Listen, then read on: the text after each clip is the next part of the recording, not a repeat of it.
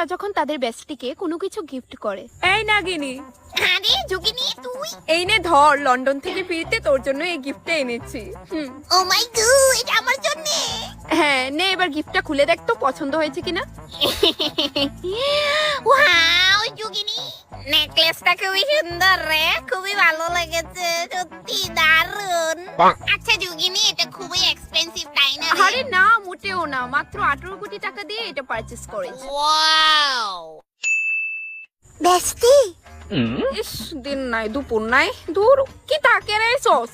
ও sorry, আসলে আমি কালকে মেলাত গেছিলাম তো, তোর লেগে একটা পুতুল কিনে আনছিলাম, বা সিডি দিতে আসলাম।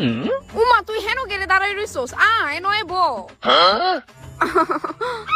আমি এই পুতুলটা স্পেশালি তোর লেগেই লইছি। টান্ডারা, কোসে কি দরকার ছিল পুতুলটা আনার? ভাল লাগছে নি বেস্টি? বেস্টি কেন যে আনতে গেল?